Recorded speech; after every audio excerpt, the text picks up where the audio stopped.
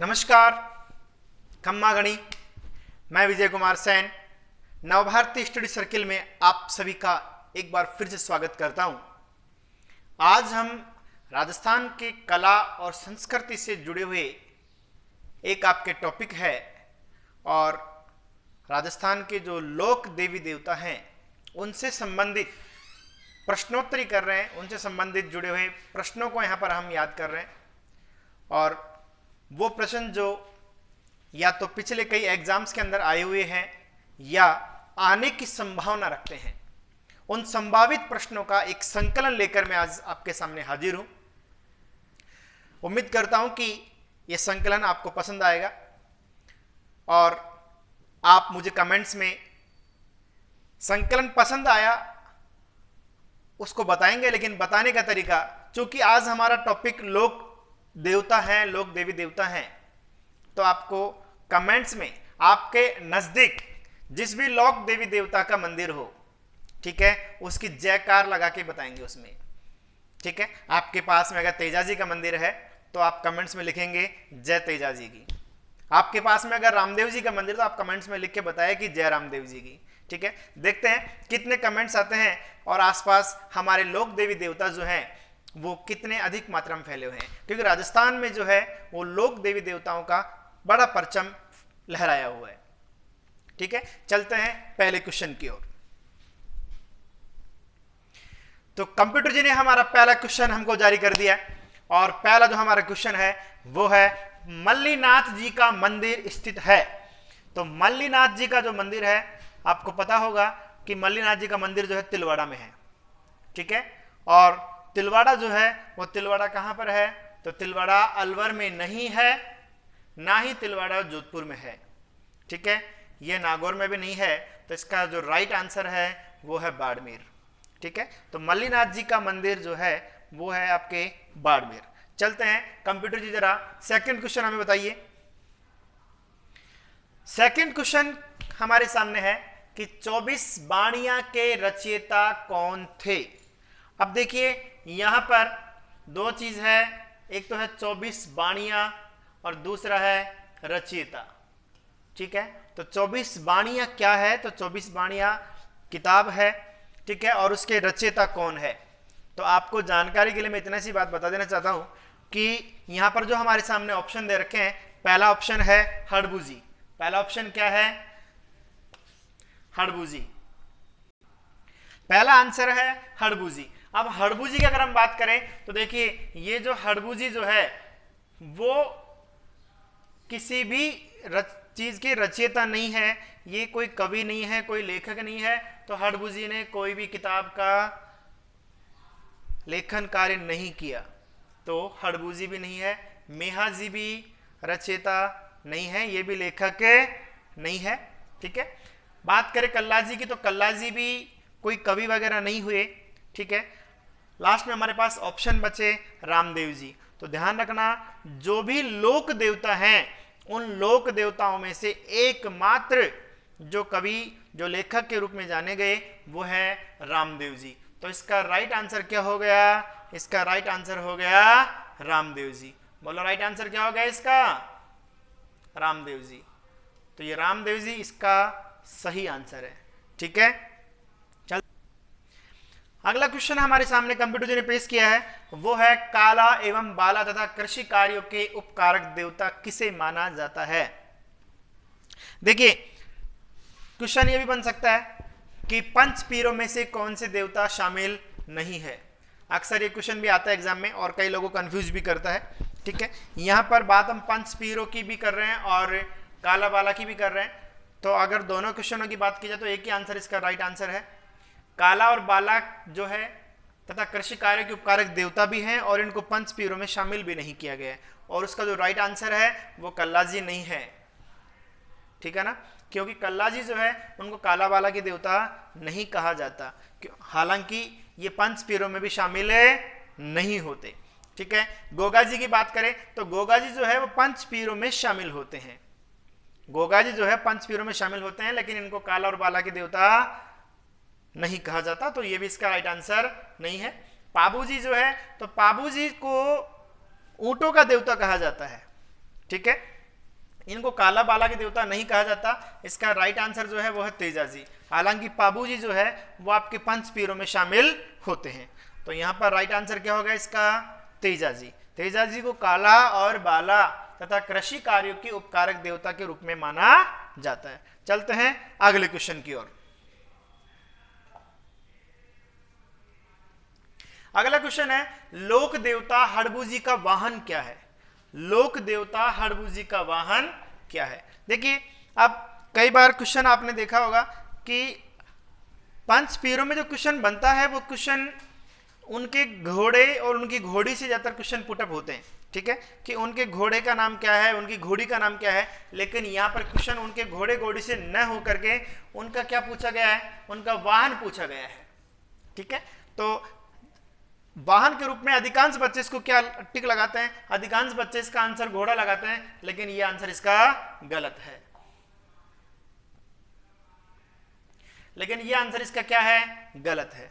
ठीक है, क्योंकि लोक देवताओं की जो सवारी है वो घोड़ा या घोड़ी पे ही नजर आती है। लेकिन बात करें सिंह की तो सिंह भी इनका वाहन नहीं है। बात करें गधे की तो गधा भी इनका वाहन नहीं है। इनका जो वाहन है वो है सियार। तो लोक देवता हड़बूजी का वाहन क्या है? सियार है। ठीक है, चलते हैं अगले क्वेश्चन की ओर। राजस्थान के भी कौन से लोक देवता हैं जिनकी मिट्टी पत्थर की मूर्ति नहीं होती बल्कि लकड़ी का एक विशिष्ट व कलात्मक तोरण होता है?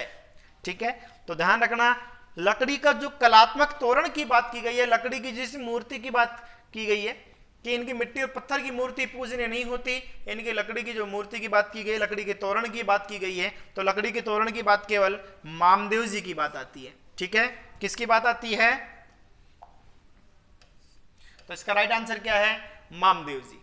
ओके, चलते हैं अगले क्वेश्चन की ओर। किस लोक देवता के संबंध में ऐसी मान्यता है कि इनकी पूजा करने वाले भूपा की वंश वृद्धि नहीं होती? जी हाँ, बिल्कुल।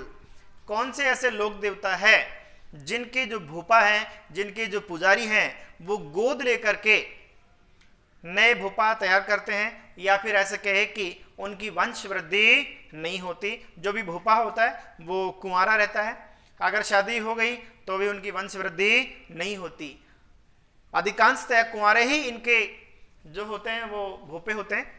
लेकिन अगर कोई भूपा वगैरह किसी ने शादी भी कर रखी तो वंश वृद्धि नहीं होगी। गोद लेकर, गोद प्रथा यहाँ पे लागू है, गोद लेकर के ही अगले भूपे को बिठाया जाता है। तो किस लोक देवता के संबंध में ऐसी मानता है कि इनकी पूजा करने वाले भूपा की वंश वृद्धि नहीं होती? ठीक है, तो इसका राइट आंसर जो है वो है मेहाजी। तो इसका जो राइट आंसर जो है, इसका राइट आंसर है मेहाजी। ठीक है, तो मेहाजी मांगलिया जो थे, ठीक है, मेहाजी मांगलिया, मेहाजी मांगलिया इसका राइट आंसर है। ठीक है, जिनका जन्म जोधपुर के बापणी गांव में हुआ था। ठीक है, तो आगे हम बात कर रहे हैं कि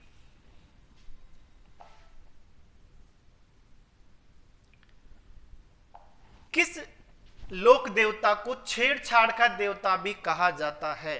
किस लोक देवता को छेड़छाड़ के देवता के रूप में भी जाना जाता है? बहुत अच्छा क्वेश्चन है कि छेड़छाड़ के देवता। हाँ, पश्चिम जो राजस्थान के जो व्यक्ति है उन्हें तो वो तो जानते हैं, लेकिन पूर्वी राजस्थान के और भारत के अन्य क्षेत्रों के जो बच्चे इसको देख रहे होंगे, पढ़ रहे होंगे, वो कह रहे होंगे सर ऐसा भी होता है क्या? लोक देवता को छेड़छाड़ के लोक देवता भी होते हैं क्या? जी हाँ, बिल्कुल।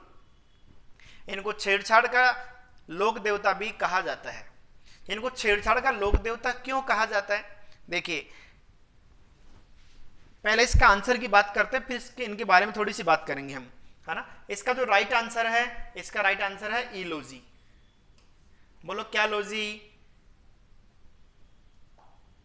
हाँ, छेड़छाड़ के जो देवता हैं वो उसका राइट आंसर क्या है? ईलोजी। अब ईलोजी जो है, इनको छेड़छाड़ का देवता क्यों कहा जाता है? क्या रीजन है? इनके संबंध में क्या मान्यता है? कौन है ईलोजी? तो उनके बारे में थोड़ी सी बात मैं आपको बता दूं कि आपने हिरण्यकश्यप का नाम सुना होगा। हिरण्यकश्यप की बहन थी होलिका। ठीक है, ये होलिका के प्रेमी थे ईलोजी। ठीक है, और जिस दिन होलिका दहन हुआ उसी दिन ईलोजी के साथ में होलिका की शादी होने वाली थी। होलिका भी इनसे बहुत प्यार करती थी और ईलोजी भी होलिका को बहुत प्यार करते थे और दोनों का प्रेम विवाह था। हिरण्यकश्यप नहीं चाहते हुए भी, लेकिन बहन का प्यार था, बहन के प्यार को बने रहने के कारण उनकी शादी इनसे करनी पड़ रही थी। हिरण्यकश्यप ने मौके का फायदा उठाया और जो उनका बेटा था प्रहलाद, उस प्रहलाद से हिरण्यकश्यप परेशान हो चुका था कि इसको कैसे मारा जाए। तो हिरण्यकश्यप ने एक तीर से दो शिकार करने के लिए उसने देखा कि एक तरफ बहन जो है वो ईलोजी से शादी करना चाहती है, ईलोजी से भी छुटकारा मिल जाएगा, और एक तरफ जो ये प्रहलाद है इससे भी छुटकारा मिल जाएगा। तो उन दोनों से छुटकारा पाने के लिए उसने होलिका का अग्नि स्नान के लिए होलिका को प्रेरित किया।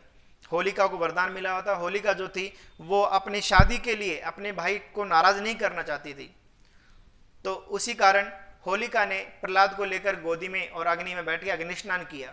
लेकिन हुआ ये कि धर्म की विजय हुई और होलिका जो थी वो उस अग्नि स्नान में जल करके मर गई। इधर ईलोजी जो थे वो ईलोजी बारात लेकर के जब हिरण्यकश्यप के वहां पर पहुंचते हैं तो वहां पर होलिका दहन हो चुका था। तो होलिका दहन हो चुका था, होली जल चुकी थी। ये वहां पर दूल्हे के रूप में पहुंचे, लेकिन होली को जब जला हुआ पाया तो वहां पर होली की जो राख थी उसी राख में लौट गए और अपने सारे वस्त्र फाड़ लिए। और उनके प्रेम में, जैसे भगवान शंकर सती के प्रेम में पागल हुए थे, उसी प्रकार से सारी हदों को तोड़ करके सारे कपड़े सारे वस्त्र हटा करके उस दिन से ये नग्न अवस्था में रहने लगे। ठीक है, तो ऐसे कहते हैं कि उसी दिन से लोगों ने इनको पूजना आरंभ कर दिया, एक देव के रूप में मानना शुरू कर दिया। और पश्चिम राजस्थान में इनकी बहुत मान्यता है। ऐसे कहते हैं कि जो जिन स्त्रियों के पुत्र पुत्रियों की मतलब जिनके वंश वृद्धि नहीं होती, उन स्त्रियों को प्रथम पूजा इनके लिए भेजा जाता है कि अगर आपने ईलोजी की पूजा नहीं की तो आपकी वंश वृद्धि नहीं होगी। तो वंश वृद्धि के लिए भी ईलोजी की पूजा की जाती है। और जो पुरुष अपने पुरुषार्थ को बढ़ाना चाहते हैं, अपनी यौवन शक्ति को बढ़ाना चाहते हैं, उनके लिए भी ईलोजी की पूजा की जाती है। तो ईलोजी जो है वो पश्चिम राजस्थान के एक माने हुए देवता हैं जो छेड़छाड़ के लिए भी जाने जाते हैं। चलते हैं अगले क्वेश्चन की ओर।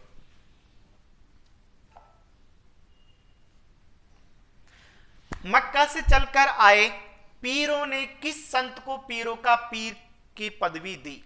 देखिए, पीर का मतलब क्या है? पीर का मतलब होता है गुरु। ठीक है, तो गुरुओं का गुरु, ये मुस्लिम शब्द है पीर। जैसे हमारे हिंदू धर्म में गुरु कहा जाता है, वैसे मुस्लिम धर्म में उनको क्या कहते हैं? पीर कहते हैं। एक बार हुआ ये कि मक्का से 5 संत राजस्थान भ्रमण को आए हुए थे। ठीक है, और 500 के जो पीर, 500 के 5 जो पीर थे, 5 जो मुस्लिम धर्म के जो गुरु थे, वो बहुत पावरफुल थे, बहुत शक्तिशाली थे।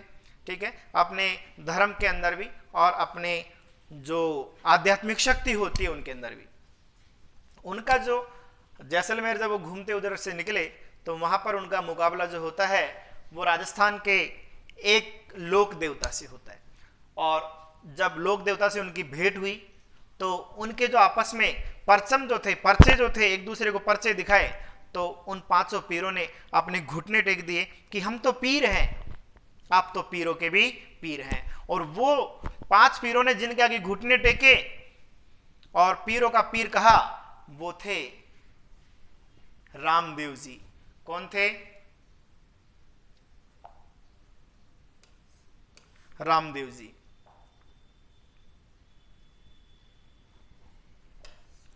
बात सिर्फ इतनी सी थी कि रामदेव जी ने 500 पीर जो आए हुए थे उनको भोजन के लिए कहा। तो 500 पीरों ने रामदेव जी की परीक्षा लेने के लिए उनसे कहा कि हम सिर्फ विशेष पात्र में ही भोजन करते हैं, और वो हमारे जो विशेष पात्र जो प्याले थे वो हम मक्का से जब रवाना हुए तो हम मक्का में ही भूल के आ गए। जब तक हम मक्का लौट के नहीं जाएंगे तब तक हम भोजन नहीं करेंगे।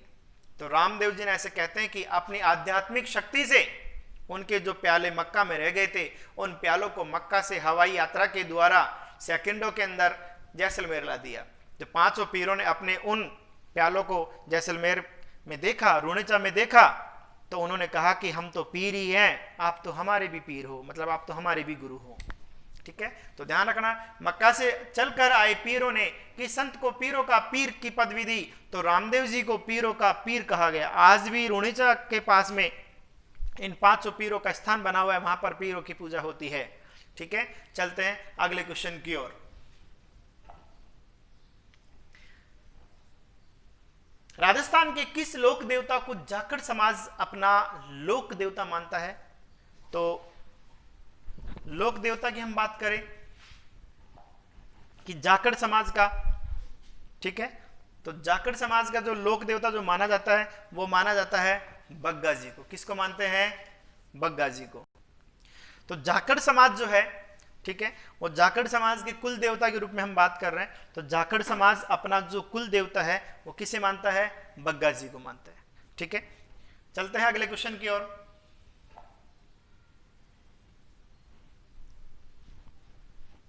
हाँ, मैंने इस क्वेश्चन की बात थोड़ी देर पहले भी की थी, शुरू के क्वेश्चन में भी की थी कि मारवाड़ अंचल के पंच पीरों में कौन सा लोक देवता शामिल नहीं है। बहुत ही लाडला क्वेश्चन है, बहुत ही सीधा क्वेश्चन है, सिंपल भी है तो उतना ही टेढ़ा क्वेश्चन भी है।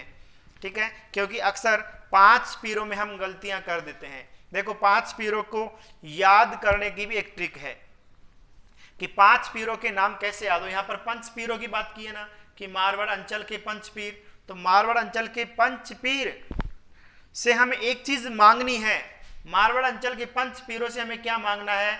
मारवाड़ अंचल के पंच पीरों से हमें पहरा मांगना है। बोलो क्या मांगना है?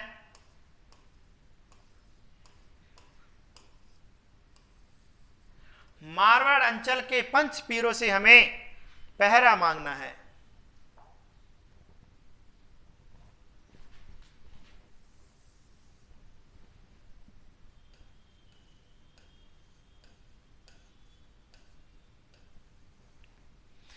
पहरा मांगो।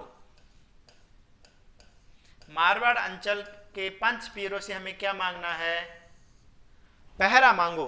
अब पहरा मांगो ये एक ट्रिक है, 5 पीरों के नाम याद करने की एक ट्रिक है।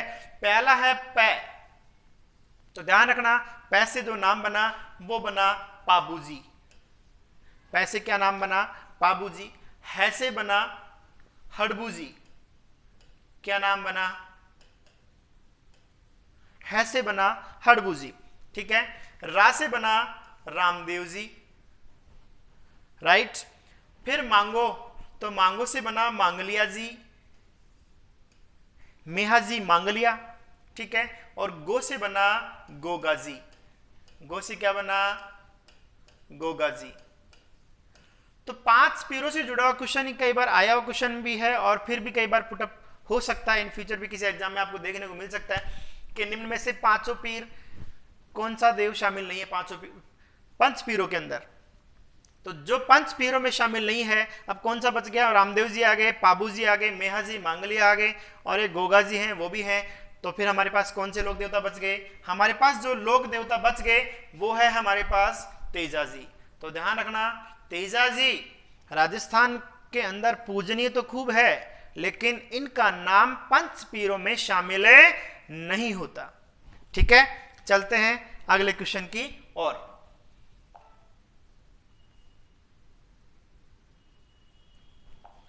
किस लोक देवता की पूजा से ऊंटों की रुग्णता दूर होती है? किस लोक देवता? तो मैंने आपको बताया था कि ऊंटों का देवता किसे कहा जाता है? तो ऊंटों का जो देवता है वो पाबूजी को कहा जाता है। किसे कहा जाता है? पाबूजी को ऊंटों का देवता के रूप में जाना जाता है।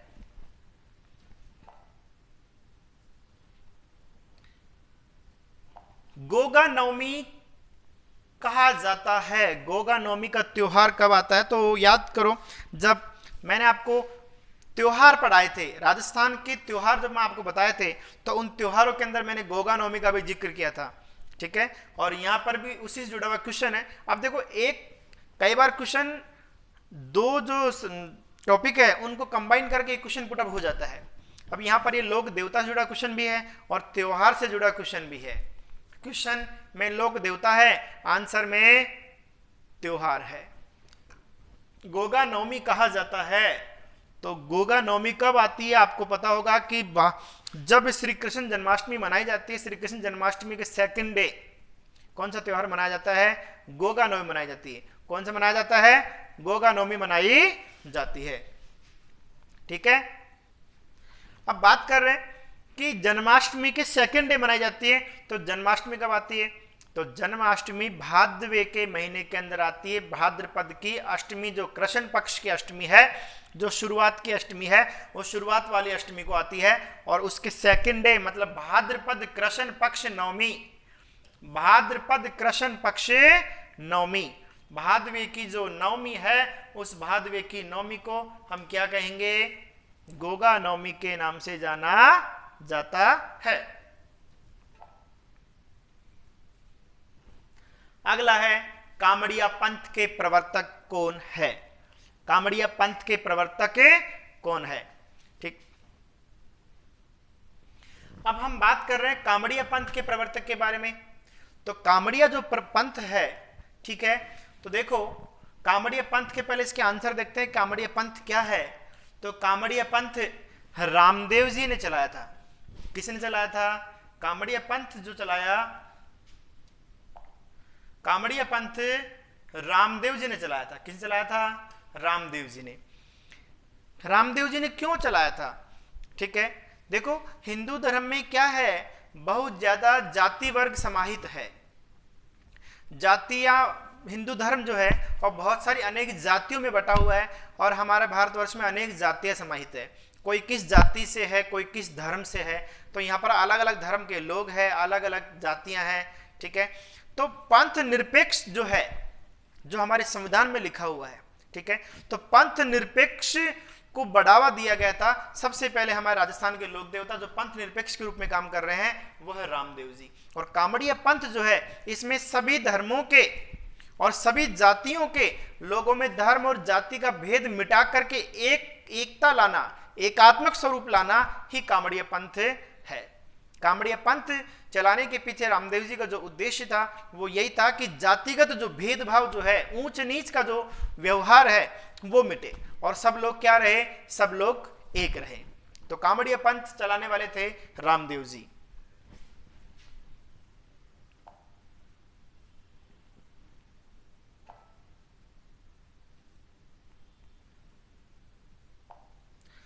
अगला क्वेश्चन हमारा है कि गोगा जी का प्रमुख मेला गोगा मेड़ी हनुमानगढ़ में भरता है, जबकि दूसरा मेला कहां भरता है?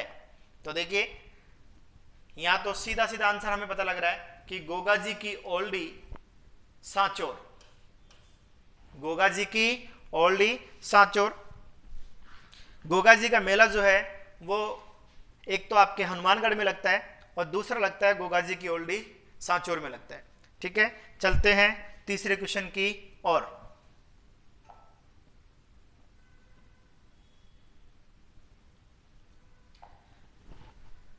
बाड़मेर जिले के तिलवाड़ा गांव में स्थित मंदिर किस लोक देवता से संबंधित है? तो क्वेश्चन को कैसे भी घुमा फिरा के पूछा जा सकता है। क्वेश्चन ये भी हो सकता है कि मल्लीनाथ जी का मंदिर कहां पर है, या फिर क्वेश्चन ये भी पूछा जा सकता है कि बाड़मेर जिले का तिलवाड़ा जो स्थान है, वो तिलवाड़ा स्थान किस लोक देवता के कारण प्रसिद्ध है, फेमस है? तो दोनों का राइट आंसर एक ही है और वो है मल्लीनाथ जी। मल्लीनाथ जी जो है उनका संबंध किससे है? तिलवाड़ा से है, बाड़मेर का तिलवाड़ा।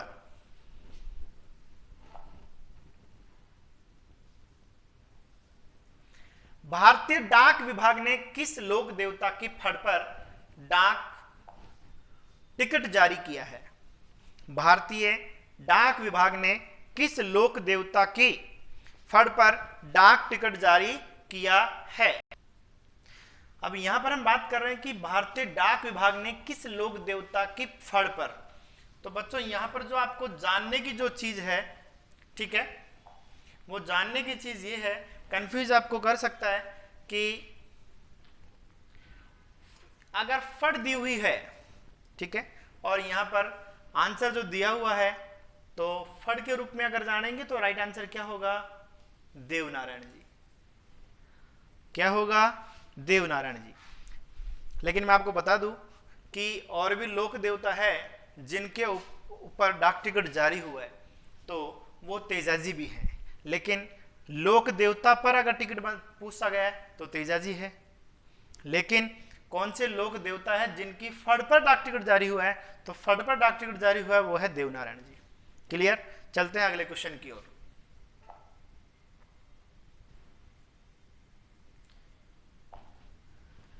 किस लोक देवता की ख्याति 4 हाथ वाले देवता के रूप में हुई है? देखिए, 4 हाथ वाले देवता के रूप में किस लोक देवता को जाना जाता है? अब 4 हाथ वाले देवता के रूप में कैसे जाना जाता है? क्या किसी लोक देवता के 4 हाथ होते हैं? देखिए, बात इतिहास की है कि जब इतिहास में हम बात करते हैं तो कल्लाजी जो थे वो मुस्लिम आक्रांताओं से लड़ाई लड़ रहे थे, और उस मुस्लिम आक्रांताओं से लड़ाई लड़ते समय कल्लाजी जो है उनके घोड़े से वो लड़ते लड़ते गिर जाते हैं, या यूं कहे कि उनका घोड़ा जो है उस युद्ध में घायल हो जाता है। अब युद्ध में वो घायल हो जाता है घोड़ा, तो कल्लाजी ने क्या किया, एक दूसरे सैनिक थे, उस दूसरे सैनिक के कंधे पे चढ़ करके और युद्ध लड़ा। कल्लाजी ने दूसरे सैनिक के कंधे पे चढ़ करके युद्ध लड़ा, तो 2 हाथ तो उस सैनिक के और 2 हाथ कल्लाजी के। तो जिस भी व्यक्ति ने देखा तो उन्होंने ये देखा कि ये युद्ध में पहला ऐसा व्यक्ति है जिसके 4 हाथ हैं। लगभग सभी योद्धाओं के कितने हाथ थे? 2। लेकिन वो जो दोनों कल्लाजी जो लड़ रहे थे वो कितने हाथों से लड़ रहे थे? 4 हाथों से। तो ये मान्यता फैल गई कि कल्लाजी के कितने हाथ थे? 4। और जब वो युद्ध में लड़ते हुए वीर गति को प्राप्त हुए तो उनको 4 हाथ वाले देवता के रूप में, 4 हाथ वाले लोक देवता के रूप में पूजा जाने लगा। तो ये थे वीर कल्लाजी, जिनको 4 हाथ वाले देवता के रूप में जाना जाता है।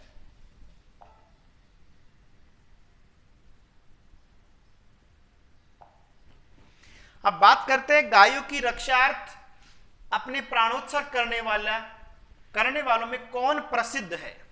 देखिए, लोक देवताओं की बात करें तो लोक देवता होते कौन है, लोक देवता बनते कैसे हैं, लोक देवता हुई क्या? जनसाधारण के वो व्यक्ति जिनका काम, जिन्होंने अपने प्राणोत्सर्ग, जिन्होंने या तो गायों के लिए या धर्म के लिए या अपने देश के लिए या स्त्रियों के लिए, हाँ, स्त्रियों की रक्षा के लिए अपने प्राणों को न्यौछावर किया, अपने प्राणों को गंवाया। धर्म के लिए, गायों के लिए, स्त्रियों के लिए, और हमारे जो राजस्थान जो है उनकी संस्कृति के लिए, उसकी मिट्टी के लिए अपने प्राणों का बलिदान दिया, तो उनको हमने लोक देवताओं के रूप में माना।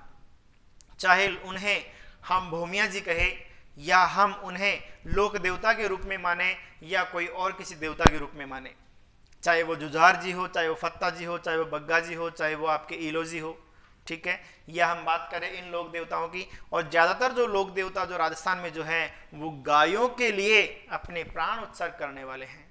क्यों? क्योंकि गायों के लिए भगवान श्री कृष्ण ने कहा है कि मैं गायों के लिए और अच्छे व्यक्तियों के लिए और धर्म के लिए ही बार बार जन्म लेता हूं। तो यहां पर गायों की रक्षा के लिए जो प्राण उत्सर्ग करने वाले देवता थे तो वो गोगा जी भी थे और पाबू जी भी थे और तेजा जी भी थे। तो इसलिए इसका राइट आंसर क्या हो गया? उपर्युक्त सभी। ये सभी वो व्यक्ति हैं जिन्होंने गायों की रक्षा के लिए अपने प्राणों का बलिदान दे दिया, क्योंकि हिंदू धर्म में जो है वो गायों को मां के समान मान्यता दी गई है।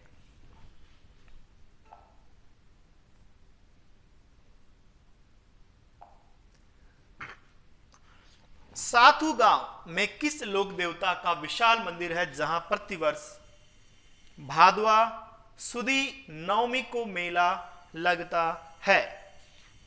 तो बात कर रहे हैं कि साथू गांव की, और इसका राइट जो आंसर है तो वो राइट आंसर है फत्ता जी। फत्ता जी का संबंध किससे है? साथू गांव से है, ठीक है। तो साथू गांव में अब यहां पर भी वही त्योहार, मतलब एक तो आपके यहां पर तिथि दी हुई है भादवा सुदी, मैंने बताया था सुदी और बुधी है ना, शुक्ल पक्ष और कृष्ण पक्ष, तो यहाँ पे सुदी दी हुई है।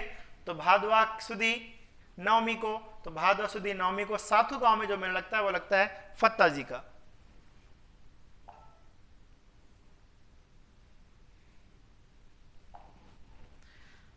वह स्थान जहां गोगा जी का जन्म हुआ वह है, तो गोगा जी का जन्म कहां हुआ? देखिए अगर हम बात करें तो खरनाल में तो तेजा जी का जन्म हुआ था, ठीक है। परबतसर का संबंध भी तेजा जी से है, कतरियासर का संबंध गोगा जी से नहीं है, लेकिन जो ददरेवा है, ठीक है, ददरेवा का संबंध किससे है? गोगा जी से है। और गोगा जी का जन्म कहां हुआ था? तो गोगा जी का जन्म हुआ था ददरेवा में। क्लियर? चलते हैं अगले क्वेश्चन की ओर। रामसा पीर के नाम से प्रसिद्ध संत का सही नाम क्या है? देखिए मैंने आपको अभी थोड़ी देर पहले कहानी सुनाई थी जिसमें मक्का से आए हुए 5 पीरों ने रामदेव जी की परीक्षा लेने के लिए कहा कि हम तो भोजन हमारे विशेष प्यालों में करते हैं। रामदेव जी ने उन्हें अपना पर्चा दिखाया और 5 पीरों ने उन्हें क्या कहा? पीरों का पीर कहा। अब 5 पीर जो थे वो मुस्लिम धर्म के थे, रामदेव जी हिंदू धर्म से बिलोंग करते हैं, ठीक है। तो अब ऐसी कंडीशन में उन 5 पीरों ने भी रामदेव जी को अपना गुरु माना है। तो यहां पर दोनों धर्मों का समन्वय देखने को मिलता है। रामसा पीर, पीर मुस्लिम धर्म का शब्द है। तो आज भी रामदेव जी जो है, रामदेव जी को हिंदू और मुस्लिम दोनों धर्मों के लोग मानते हैं। मुस्लिम धर्मों के लोग उन्हें पीर के रूप में पूजते हैं, तो हिंदू धर्म के लोग उन्हें रामदेव जी के रूप में जानते हैं। क्लियर? तो राइट आंसर इसका है वो है रामदेव जी।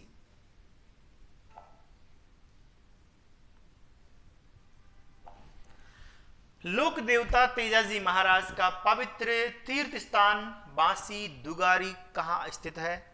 तो ध्यान रखना बांसी दुगारी जो है वो बूंदी में है।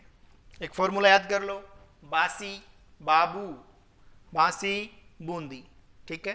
तो बाबू कहाँ है? बूंदी, ठीक है। तो बांसी दुगारी मतलब तेजाजी का जो बांसी दुगारी स्थान है वो कहां पर है? बूंदी में है।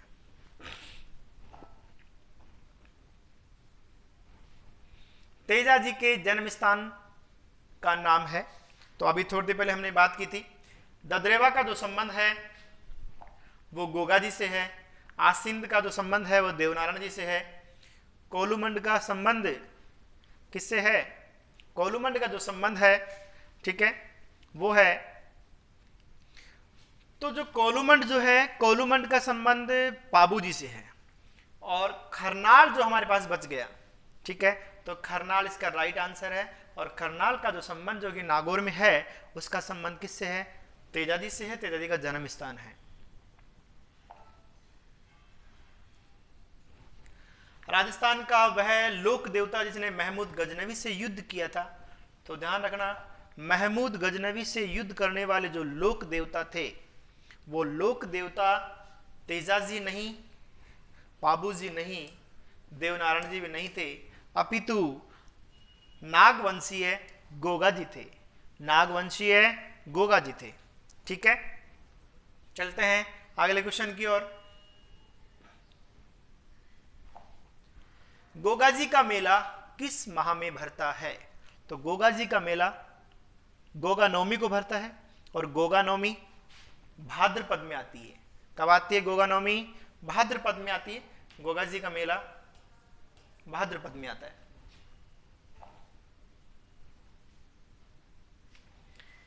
भूरिया बाबा आराध्य देवता है, तो भूरिया बाबा का संबंध यहां पर पूछा गया किससे है?